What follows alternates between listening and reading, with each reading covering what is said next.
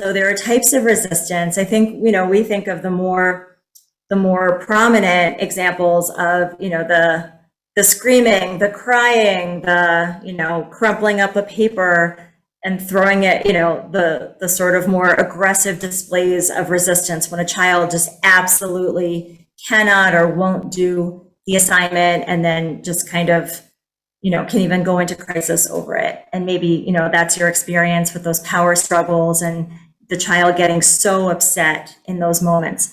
But there's a lot of subtle forms of resistance too. And if you think back to your days in school, if you went to school, you might think about how you resisted, because resistance is actually a very common part of the learning process, especially in a classroom. The subtle ways are, getting tired, kind of putting your head on your hand and looking out the window, not really focused, doodling. Sometimes doodling helps to focus, but sometimes it's also a way to not do exactly what you were supposed to do in that moment. Dropping the pencil over and over and over again, getting up to sharpen the pencil, I think I needed 1 million tissues a day. I was constantly getting up to go get a tissue from the back of the classroom. So there's all kinds of subtle ways that kids express their lack of motivation to do an assignment. And you can think about the way that your child expresses that when it comes to homework or when it comes to homeschooling. In a classroom, it's looking for those quiet ways to resist so you don't get into trouble. But maybe at home, maybe it tends to be louder, or maybe it's just more, I'm tired and I don't want to, is what you're hearing. So really for us, the most important thing to keep in mind is that all behavior is communication. And you've probably heard this before. You've probably heard a lot of this before, but hopefully I'm putting it all together in a way that's going to be helpful. So if all behavior is communication, then resistance is communication too. And so we need to figure out what our children are telling us through their resistance. And sometimes they are directly telling us what is wrong, and it's up to us to hear it and listen. But most of the time, our kids don't have the words. They don't have the ability to express exactly what is wrong in that moment. So they just get upset. They get frustrated, they get stressed, and then they're responding to that. It triggers in them a whole emotional response. And they can't really find the words to tell us, which would make it so much easier for us. Then we could just help them if we knew what was wrong. But that's not necessarily what they're able to do developmentally. And even for us as adults, we're not always able to put into words exactly what is wrong in the moment either. That's a skill that has to be developed over time, and not everyone is able, is given the conditions to develop those skills. So it really then falls on us as the adults, because we're the ones with the authority and we're the ones with the power in the situation. We really need to figure out what our kids are communicating to us when they refuse to do the homework or the homeschooling assignment. So really one helpful way, I think, to think about it is whenever there's resistance, it's an inability for a child to do what is asked of them. So it's really easy for us to see it as a challenge to our authority. Put your shoes on. No, I don't want to. And, that's sort of the idea that we get when we have toddlers, that they're asserting their independence and they're disagreeing as part of their development. So we're going to refuse to do things, and we have to kind of figure out how to deal with that. But as kids get older, when they're not, in their 2s and 3s, it's really something different. When there's resistance, they are unable to do what is being asked of them. And they're basically, that no is establishing a boundary. It's saying, I can't do this in the way that you want me to do this. So I can't. I'm not going to. It's not going to happen. And then what happens? We're going to talk about what happens next. What can we do as adults in that moment so it doesn't have to become a power struggle and a conflict and a whole emotional scene that doesn't make anybody feel very good. So if we look at it as like there is a need that isn't being met, so therefore they can't or won't do what's asked of them.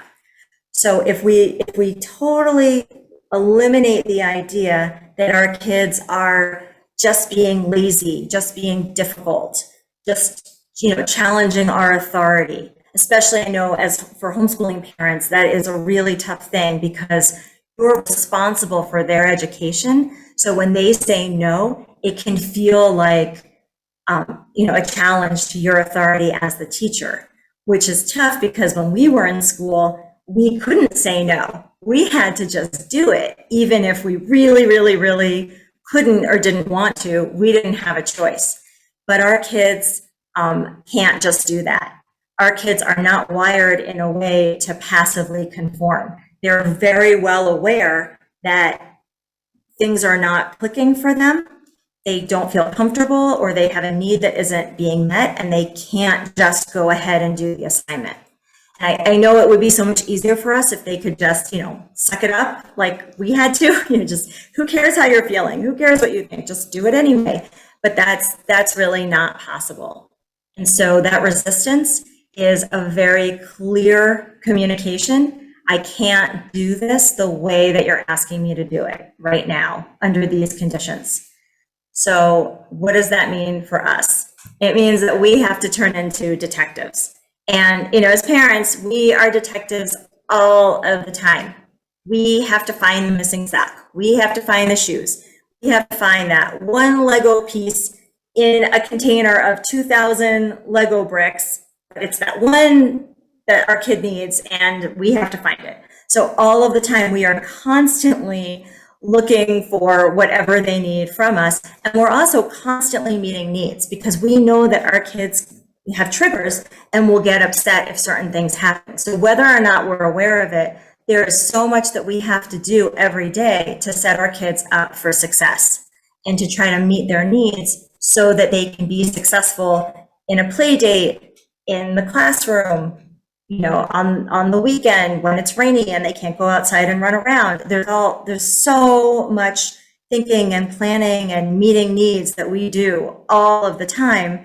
And now we need to also do that when it comes to their learning assignments, be it homework or homeschooling. So, what does that mean, right? It all comes down to communication because we can't just punish. We can't just say, do your homework or else. Maybe, but that really doesn't work very well. It just tends to make the child very, very upset and lead to power struggles and conflicts. So really it comes down to trying to figure out what is wrong, what need isn't being met, why are they establishing a boundary through that resistance, through saying no in whatever form they're saying no, but they're saying no. So, and they're digging their heels in. So why? So all we have is our words, and that's what we have to model for our kids. So asking questions, as frustrating as you may be and as tired as you may be, trying so hard to not show it really helps. So without frustration, without judgment, without impatience, I know how hard that can be.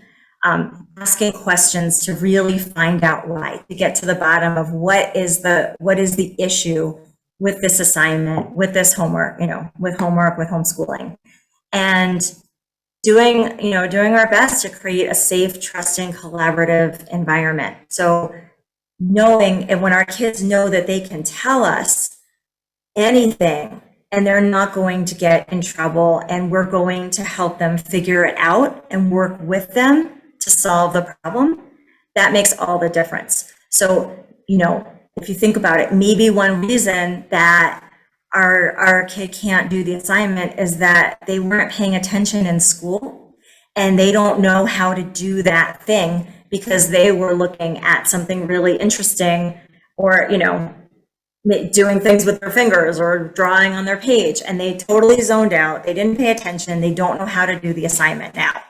So they can't do it. And if they know that they can tell you that, and they're not going to get in trouble, they're not going to get yelled at, that you're going to respond with love and support and then help them figure out what to do in order to be able to do the homework, that's going to make all of the difference. So we need information from our kids in order to know how to help them And so it's really important that they know that they can tell us anything, any mistake, any bad decision, anything that's gone on, they can tell us, and we're not going to get frustrated. And then we can take that information and make decisions about how to move forward and help them. And if, your child just doesn't feel like talking, and if, it's just not, you're not getting the information you need and you're not sure what to do, you can always revisit what happened at a later time when your child is calmer and able to talk about it. So, once a kid is already getting frustrated or feels anxious, it can be really hard to talk about it. They need to calm down, right, and be regulated in order to then have a rational conversation about what's going on. So it might mean, setting aside that assignment for a few minutes, talking about something else, doing something else, having, a nice distraction, and then having a conversation about it before going back to the need to do this assignment. So it can seem like we're doing a lot of talking, but it's really important and it's really necessary, asking endless questions in a loving way, and, offering up different alternatives and different solutions can really make a big difference. So, I talked a little bit about resistance at school versus resistance at home. And, resistance at school, our kids all, the behavior is so diverse, how kids respond to things. So sometimes a child really can't handle something and they get up and they walk around and, they get sent out of the classroom, and there's a whole punishment system established in a school. It's usually posted on the wall or something, right? The discipline ladder, so that every child knows what is expected of them and what will happen if they can't follow those rules and do what is asked of them to do. So sometimes our kids can't, right? And then there's the call home, they're, being sent out, however the school chooses to handle it. Hopefully there's a quiet corner or another room they can go to, but that doesn't always exist. When there's resistance at home, we tend to get the worst behavior, the worst, because we are the people who love them the most and they feel the safest with us. And so we are going to get the crises, the tears, the breakdowns, the absolute refusal. And I know that can be a very difficult thing for parents, because that maybe wasn't how you responded to doing homework. It certainly wasn't how we were allowed to behave in school, probably, and not really at home either, most likely. And so for homeschooling parents, the expectation is that I create the assignments, and you, as my child, as the student, you're going to do them. So I choose the curriculum, you do the assignments. So when there's resistance, it feels like, wow, if you were at school, you wouldn't be acting this way. You wouldn't be, the behavior wouldn't be so extreme. And that's totally true, but it's not necessarily a good thing. It's because at school, they don't feel able to be themselves. They don't feel able to express their needs. And when they're at home, their needs are supposed to be met. They have an expectation that we are going to support them and we are going to be there to meet their needs every step of the way, just like we did when they were babies and when they were toddlers, making sure they ate enough and they drank enough and they got enough exercise and tummy time and all that stuff that we did when they were little. Our children have that same expectation as they get older, that we're going to be there to support them and help them and meet their needs. And so when they resist in a very different way. And I know firsthand experience how exhausting that can be, and how it means that a lot of our time when we really want to be helping them with academics is spent on doing that regulating, the calming down, and then being able to talk about it. So I know a lot of parents get kind of surprised when they start homeschooling that they have to spend a lot of time on this kind of behavior, but there's a reason for it, because it's all about meeting needs instead of ignoring needs. And school really has to put an emphasis, I don't know if it has to, but school tends to put an emphasis on ignoring your needs. You can't eat when you're hungry, you have to eat when it's lunchtime. you can't always go to the bathroom when you need to. You have to go when it's time to do that. So you have to do the assignment, even if you're tired, even if you're sick. It doesn't really matter how you as an individual feel. It's about what the group is doing right now. And so homeschooling and homework, when it's just us with our child one-on-one, it's the opposite of that. We have to meet the need, and we have to, make them feel comfortable and safe so that they can learn. So let's talk about some causes of resistance. So then we can talk about how to deal with it. Once you know what's causing it, you can figure out how to solve the problem. So first up, a need isn't being met. Sometimes a need can be as simple as hunger. The child is hungry, the child is thirsty and can't concentrate because they're hungry. And like I said, at school, we're taught it doesn't matter if you're hungry, do it anyway. But when it's us with our kids, their expectation is different. We might have that same expectation, but their expectation is that because we love them so much, we will meet their needs. Even if they can't say what their need is, we're supposed to know and meet it. So it helps to kind of have that checklist in mind. Kind of like when they're babies and they cry, and there's a checklist of like 7 reasons why babies cry. So you go through it to try to figure it out and meet the need. This is kind of a similar thing. So we can start with, the physiological needs, right? As hunger, thirst. Is your child starting to get sick? Is your child already sick? Has your child, did they have a really bad night's sleep last night? Because no one can perform at 100% or deal with really challenging things when you're tired. Is it really rainy outside and gloomy? That can affect a kid's personality. Is it really sunny outside and they just want to go outside and play and they don't want to do this assignment right now? There's all kinds that you can look at those things, which does play a factor, and figure out what needs you can meet and what needs have to be negotiated. Hey, let's just do this first and then we can go outside and play, or let's go outside and play and then work on this. You can kind of play around with that.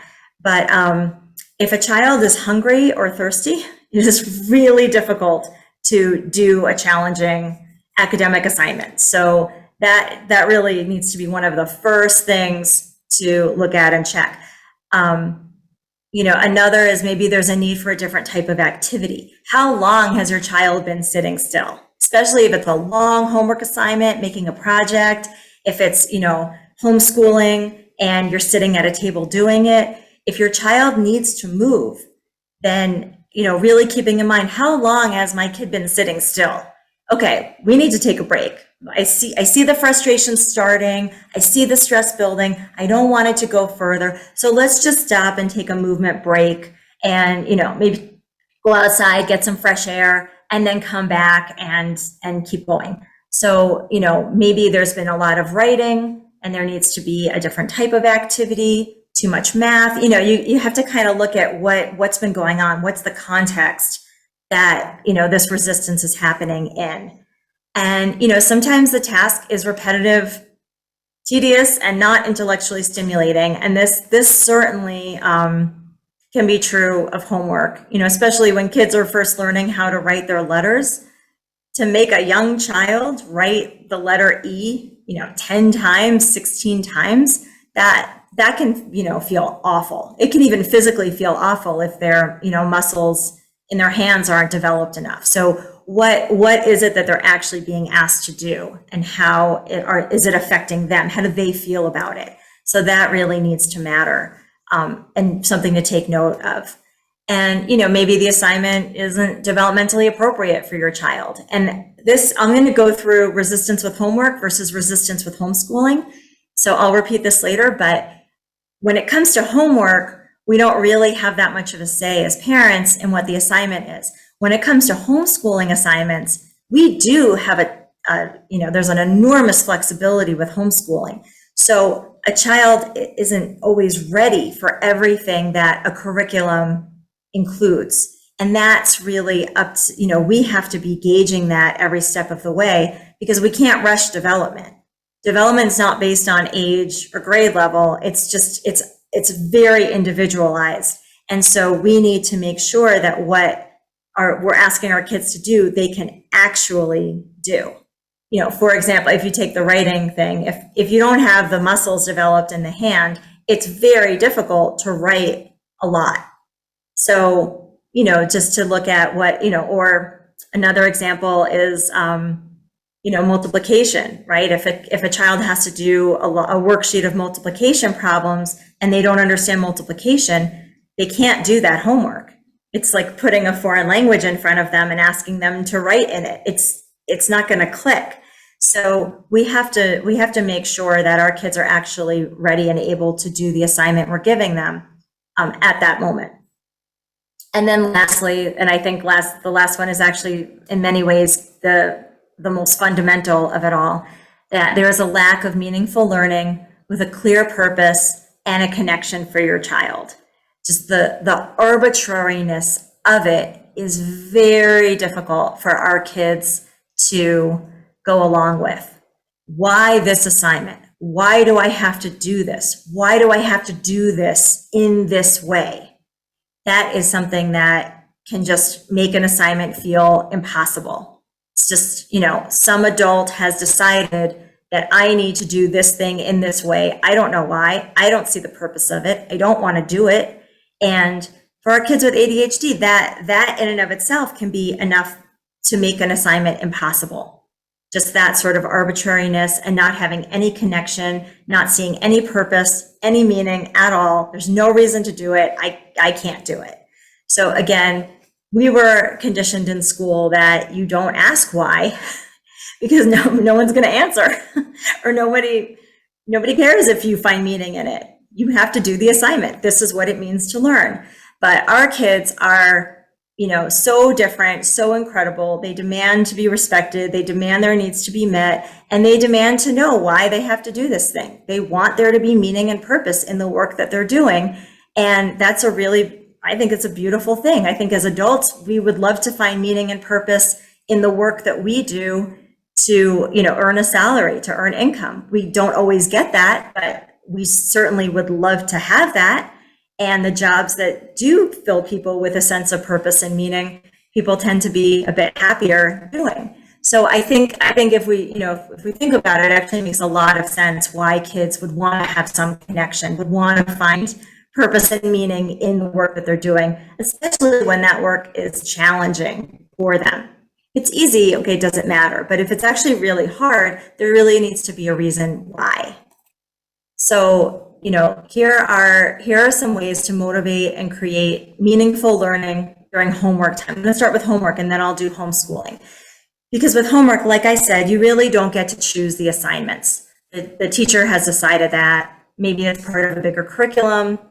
Maybe, you know, there is a bit of arbitrariness to it. You don't get to choose what the homework is for your child. And most of the time, your child doesn't get to choose what the homework is either. So, you know, as we went back to, communication is key. So if you're, you know, when your child has to do homework, if homework is a struggle, if it's a source of power struggles pretty consistently, you know, I think it's really important that you're in the space when it's homework time, that you are there. Maybe you're doing something near your child or, you know, next to your child, but you're in that space. You're in the same space. You're readily available so that the second you see them get frustrated or, you know, express any like, oh, I don't know, this is hard, I can't do this, I don't want to, all the things that they're saying, you know, throwing the pencil in frustration, you're right there to jump in to offer support. And that's really, really important. And what I'll say, the first thing that's going to make a fundamental difference with how homework goes is to listen to what they're saying and take that for real. Trust those words. So whether or not you think that's true, you have to respond as if that's true. If your child says, I can't do this, you have to think, okay, my child really, really, really doesn't think that they can do this assignment, rather than thinking, oh, they're just wasting time, they're just trying to get out of it. And there's a huge difference in how we respond. Because if you think that your child is just trying to get out of it, then you say, oh, you can do it, just get it done. if you think my child doesn't believe they're capable of doing this, or my child doesn't know how to do this, then you're going to respond with a little more patience, a little more compassion, a little more, what's wrong? The desire to ask those questions to figure it out. What's wrong? Why can't you do it? What can't you do? What is your assignment? So asking those questions to offer that support immediately makes a huge difference in what direction the resistance goes in. So that's, by doing that, you can pretty much avoid those power struggles, because it takes two people to have a power struggle. So if you don't say, oh, just do it anyway, just get it done. And then when they say, no, I can't, then get it done, and here's your reward. I can't do it. Okay, get it done, or here's your punishment. Here's your consequence, right? Whatever you want to call it. Then that leads to, the child is trapped in a corner. If they really can't do the assignment and now they're going to lose something they love, well, they don't really have a choice but to get upset. It's very upsetting. You can imagine, right? And so trying to be empathetic in those moments really helps also. So take what they're saying to heart, really listen to those words and respond to those words, not what you think is going on. But because maybe we don't know. That's why I wanted to start the whole presentation with resistance is not about laziness. It's not about lack of motivation. It's not, that they don't care about their learning. That's not at all what's going on. It's really that something is blocking them. Something is in the way of them being able to do what the assignment is. So if you respond by validating, I hear you that you can't do it. Oh no, let's look at it. What's the problem? How can I help? So by validating what they're saying rather than dismissing it, you're immediately sending a message to your child that you believe them, that you trust them, that you respect them, and that you are there for them, that you're in their corner and you're going to help them figure it out. And that feels so different to your child. That makes them feel able to maybe get it done because, mom or dad or whoever, because their adult who loves them is right there with them to help them figure it out. So that's the starting point. Then, sometimes the homework is really tedious and awful and just feels overwhelming because they have to do so many math problems. They have to, write the spelling words, I don't know how many times, or write a sentence for each spelling word, or, whatever the assignment is. Homework is really meant to be skill building, to practice the skill. So it's very common that homework is just tedious and boring, and you're just meant to repeat a skill over and over and over again.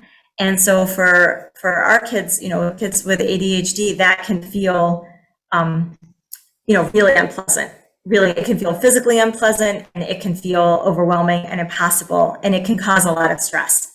To see 20, multiplication problems on a page and you're not sure that you know how to do any of them, that's very overwhelming and stressful and can cause a child to shut down and not really want to even try. So trying to turn an assignment that seems really boring, and I think validating is really important. So looking at it and saying, oh, wow, it's a lot of problems. That looks, this is boring. I can't do it. Yeah, that looks kind of boring. I remember when I had to do homework and, and then you share a really boring assignment that you had to do that you really didn't want to do, so that they understand that you've had that experience too. So all of that validating is really important in creating, in maintaining communication and connection and collaboration. So you don't want it to turn into conflict. You don't want it to be you versus your child over getting this homework assignment done. You want it to be you and your child working together to figure out how to get this homework assignment done. And sometimes you're going to have to take the reins. If it just seems really boring, tedious, really awful, and there's just no way that your child's gonna sit there and do it all on their own, you may need to turn it into a game. You may, if it's something they know how to do, maybe you need to turn it into a race, set the timer. I bet you can get all of those done in 5 minutes. what do you think? I'm going to set the timer. And then, if it's something they know how to do, that could be a motivation to get them past it. And then the homework is done in 5 minutes. And that was so much fun. Maybe if you have to help, teach it, explain it, maybe using their favorite characters, using something that they love, that they're so passionate about to explain it, can make a really big difference. Then they're going to be able to focus more on what you're saying and begin to understand it. Our kids don't always remember what they've learned in school by the time they have to do it for homework. So we kind of have to give those explanations again, but doing it in a fun, creative way, maybe, if they have to memorize something, doing it as a song, or, your child, what does your child love to do? Whatever your child loves in terms of characters or, dinosaurs, trains, whatever, their favorite, TV show characters, whatever their favorite stuff is, bring that into the assignment, or figure out ways to make it more intellectually stimulating. Like when I was a kid, we had to write a sentence for each spelling word. And that to me was just the most boring thing possible. I really hated that. So what I would do was come up with one sentence that used all of the spelling words in one sentence that was grammatically correct. So the second it became a puzzle and a challenge, I wanted to solve that puzzle. I wanted to figure that out. And so actually that made the assignment far more demanding academically. I had to write a grammatically correct sentence that used all these words and made sense. So sometimes our kids need that. They need the challenge. They need the puzzle to solve. They need something more than just the rote practice, memorization, skill building over and over and over again, whatever the assignment is. So, that's where I think the last part comes in. Is it possible to modify the assignments? Is it possible to work with the teacher to make some changes? Because if homework, and maybe yes, maybe no. There's a lot of places where the answer is no, that all the kids have to do the same homework assignments and it's a part of their grade and there's no flexibility. But if there is flexibility, then really it's looking at what is the skill or the knowledge that is being practiced through this homework assignment, and what is a different way to do it that would be a lot more fun for your child. And can you make a video of them doing that practice and email it to the teacher? Can they, write it in a different way if it's not, and you take a photograph. So rather than doing a worksheet of 20 problems, can it be using sidewalk chalk outside? Can it be, that they say the answers? If it's mental math, can they do it while jumping up and down? And again, take a photo, take a video. Can they, can you write it in a different way that uses, turns it into little stories, word problems? Then they're writing the answer, but there's some connection and there's some interest because, all their favorite superheroes are coming over for dinner, and, everyone's going to have 2 cookies. So how many cookies do you need to bake to make sure that all your favorite superheroes will get, 2 cookies? So, something like math can very easily be turned into games and stories and something that has some connection. And I understand that I'm saying this like, oh, this is so easy. And it's not, it really isn't. And I'm not trying to make it sound like so easy or obvious. I've been doing this for, over 20 years as an educator and as a homeschooling parent. I've been, talking about this stuff and coaching these ideas with parents, for a very long time. So I'm not trying to say that this is so easy or obvious, but I'm putting it out there because you can begin to see if you do this, there's really no room for a power. There's no reason to have a power struggle. There's no reason for the upset. And it might seem so much work to figure out how to change your child's homework assignment. And it is in the beginning. I mean, it takes some creativity, it takes some thought, and it's at the end of the day, and we're really tired, and we just want our kids to do their homework and, eat dinner and go to bed as soon as possible so we can relax. I really understand that. But you can also begin to see that making the assignment a little bit more fun and a little bit more enjoyable, is so much, so much better than those power struggles, than having those arguments, getting into it night after night after night, and just being exhausted from it all. And it actually becomes a source of, like I said, connection and fun. So at the end of the day, you're essentially playing with your kid through getting their homework done, which is, that can be quite lovely if you think about it, right? And it makes them feel supported in the process. So that's kind of, some ways to approach homework time. When it comes to homeschooling, I've been talking way too much. Okay, I'm going to go faster. Sorry, I wasn't checking the time. So it's really the same thing when it comes to homeschooling, but I'm not going to go through it all again. What I will say very quickly is that you have total flexibility when you're homeschooling. So you really absolutely do not have to do that assignment at all. You can just do a totally different kind of assignment. And I know that's really hard and challenging when you have bought a curriculum and you don't really feel like you're equipped to teach your child, but you have that flexibility. And so if it's not working, you can scrap it and you can do something else, so fun learning activities, supplement, interests, all of that. So what I will say is, like I said, I am not trying to make this sound easy or obvious, and you are absolutely not alone in this process. You're not alone. Chad has resources, and I do, one-on-one coaching, group coaching to hold your hand through this process to help you figure it out. And a lot of this requires skills that maybe you don't have yet, but you can absolutely develop. And maybe this is what, you wish you had, the adults in your life had responded to you in this way. And it's really hard to know how to do it. So you can want to do it and not necessarily know how to do it, but it just comes down to skills that can absolutely be developed. Their daughter gets mad if that she believes you're trying to teach her, and she decides that learning, if it's learning, she refuses to participate. So what could this be, and what should the parent do? Learning takes so many different forms. And I think that as soon as kids get any whiff that this is, they think of learning as skill building. And a lot of times we emphasize the skill building, the practicing, the writing, the reading, the math problems. Schools emphasize that. So we emphasize that. And what you need to do is flip it on its head. So, it's always easier when there's like a concrete example of what it is that you want to teach your child. But, I'll just say, let's say you're working on spelling. If you play Scrabble, in no way does a child feel like they're learning spelling. They're playing Scrabble with their parent, and they're getting undivided attention playing a game.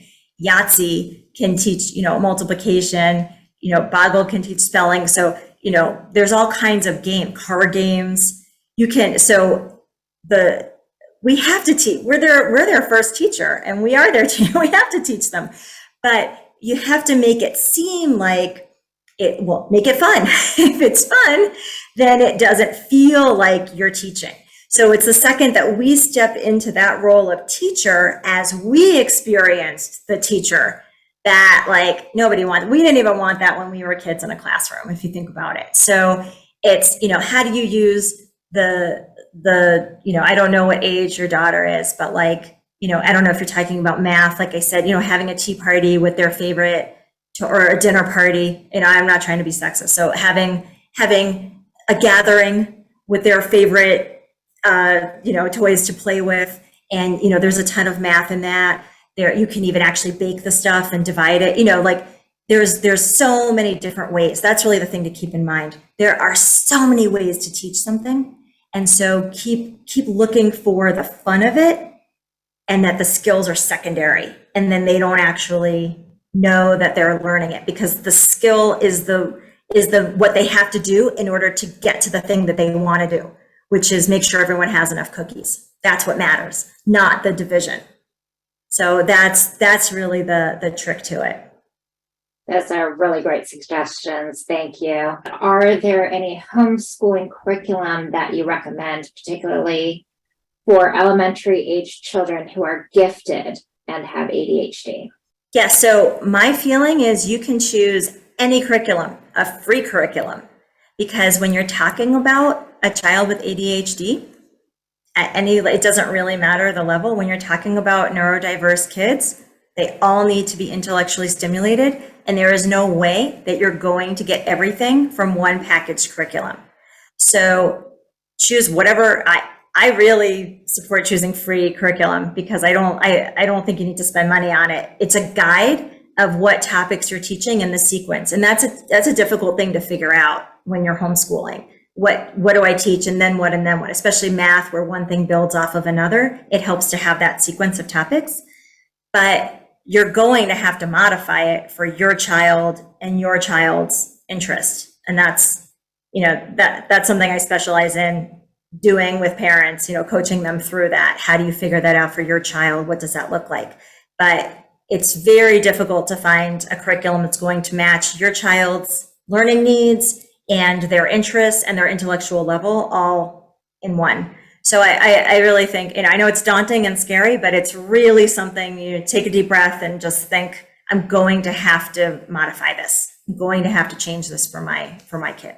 There is an attendee that was asked, well, basically they loved school, but their complaint also, as someone who grew up with ADHD, it appears that it was repetitive, tedious, and not intellectually stimulating, which you addressed in your talk today.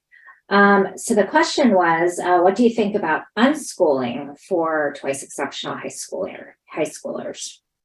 For high school, Mm-hmm. I think that I don't have the most popular opinion of this. I think that what we want to do is give our kids every option, every possibility for their future. And in order to do that, there are some skills that they need to have, especially, are they going to college or not? I don't think that we decide that. I think they should decide that in their development. But there are a lot of skills like writing, being able to write an essay, being able to express your ideas in an organized, written fashion is a really necessary thing for being an adult. Whatever you decide to do, you want to open a business, you need to apply for a business loan, you need to write your business plan, you need to write your mission, you need to apply for grants. So I really see it as, unschooling is the idea that the child just chooses what they want to do and follows their path. I think that there's a middle ground. So I'm not really a proponent of, 100% unschooling. I think that our kids should have agency in their education, and they should say, I really want to learn more about X, Y, and Z, and we should foster that. We should make that happen. But I think that it really is our job to make sure that our kids have those skills that they need in order to have every possible. We don't want to close doors to them when they're teenagers, right? We want to give them every opportunity for learning and growing so they can decide their own path in the future. So that's my take on it. Okay, and that segues into another question that this person says these techniques are great. Can you talk about how we can employ some of these techniques with kids who are a little older, like preteens or teens, who can be really sensitive to us being patronizing? Yeah, I think it's a collaboration. I think if you speak to them like they're your colleague, right? You're equal partners in their learning. So, again, is it homework or is it homeschooling? There's a little bit of a difference, right? Because with homeschooling, you can just change the assignment. So, I'll just use a homeschooling example. You choose a curriculum and this is the math assignment and they don't want to do it. It's not working for them. So then you say, okay, you know what? But it's time for math. It's math time right now. So what would you like to do for math? We've got this. What do you want to do? So by actually including an older kid, you can do this with younger kids too. But with older kids, I think it's really important that we remove the arbitrariness and the power and authority that we have as adults without, obviously we still have authority as their parents, but we remove that from the conversation. So it's not do this because I told you to, or I'm going to show you how now. Sit down, let me teach you how to do this, right? And it becomes more of a collaboration. Do you want me to show you? Okay, this is your homework. And I'm hearing you say that you're having trouble with it.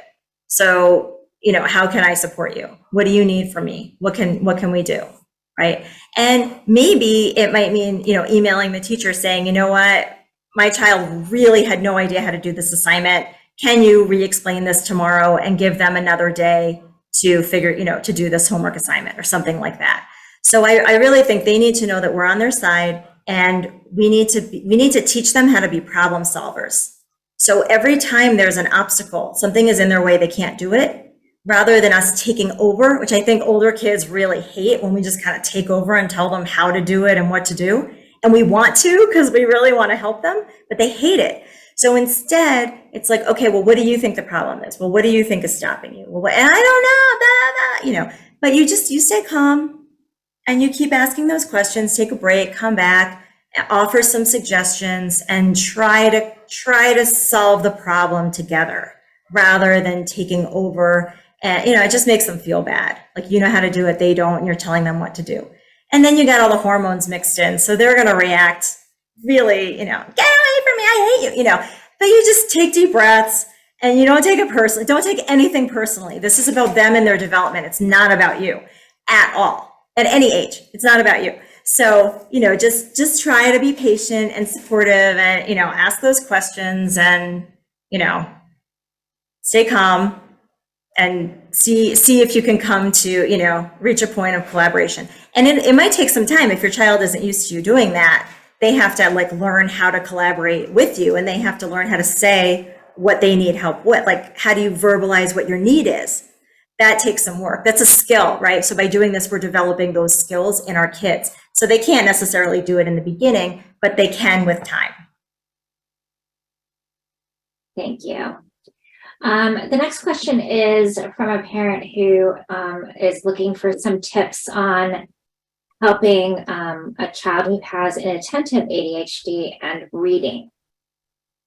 Do you have any suggestions there?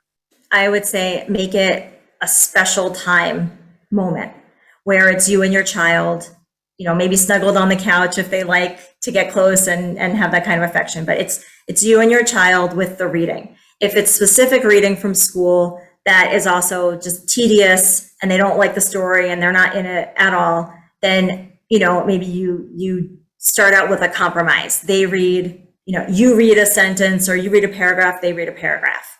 So you make it, if it's a younger child or it's, a child who's very much struggling, you make it together time, and you start by asking them to read the sound effects and maybe the all caps when a character is yelling.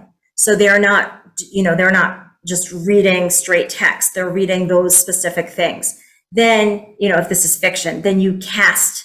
So you have your child read the dialogue for one particular character, and then you add on some more characters. And you're doing most of the reading, but they're doing some of the reading, which is reading, right? Because you want them reading. So you're building up their confidence.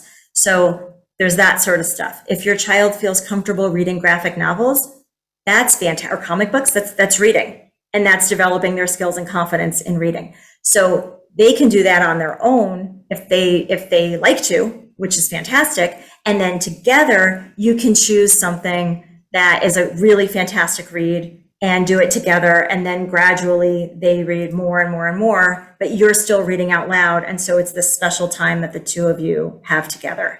So that's what, with reading and struggling readers, it really needs to become this loving, awesome, special time with a parent, with their adult.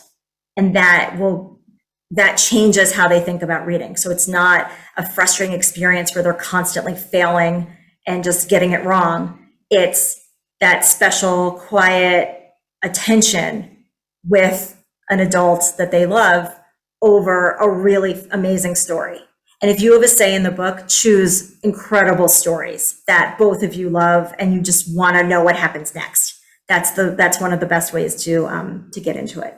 So for those that are educators in the school system and they're working with a group of students with ADHD.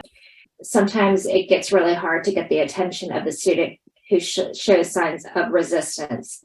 So how can she or he handle that in a group setting? Figure out what that child needs and let them go do what they need, meet their needs. So if it's not working for them to be in that group and doing that work, you know, can they do the work on their own over there? Can they go in a quiet corner? Can they do, you know, some kind of, you know, organizing some papers for a little bit, or, you know, changing a bulletin board, something else that's more movement oriented, and then come back and join the group? Is there a, you know, is there a way, like if it's not right for them, it's not, there's no magic word that's going to make it right for them. You have to give them, I think, you know, if you can, it means giving them a different type of thing to do that's either related to the learning in a different way, or asking them to do just a different type of activity and then come back and join the group. Maybe they can focus a little bit more if they've gotten to move around or something. Or, you know, and having a private conversation, asking those questions to try to identify what is causing their resistance. When you ask kids, we're always surprised by what they say. It is really difficult to actually know on your own what is going on in a kid's mind and why they're resisting. It's really amazing to find out what's going on. So, you know, maybe privately try to have a conversation, you know, with the child, asking those questions and trying to get more information. But in the moment, if you can't do that, I would say if the child is going to disrupt the group's ability to work, then maybe just asking them to do a different type of thing and rejoin. All right, well, thank you so much for your time this evening, and thank you for your presentation and answering everybody's questions. This has been really wonderful and helpful, I think, to all of our attendees. So thank you. And thank you to all of our attendees for coming this evening and joining us. We appreciate you being here. So did you have any final thoughts or words before we close out for this evening? Thank you so much for having me. I would say, I know I threw so much at you and I wish that there had been more time for discussion, but there's a lot to go through. And don't feel like you should know and be able to do all of this stuff all at once. And I hope you don't feel overwhelmed. Maybe just choose one piece. If you're going to just start with one thing and that's all you can do, I would just start with validating that. When your child says, I can't do it, you say, okay, you can't do it. Can you tell me why?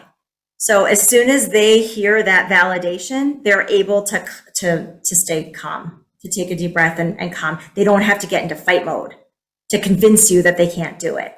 So I would say, the urgent task is to get rid of those power struggles. And if you respond first by calmly validating what they are expressing, it really transforms things very quickly. So, I would love to answer all of your questions. I hope, Trish can share them with me. And, I'm easily available also if you want to ask me a direct question in the future or anything like that. So, we're here to give you all the support that you need. Yes. Thank you so much. All right. Thank you, everybody, and have a good evening.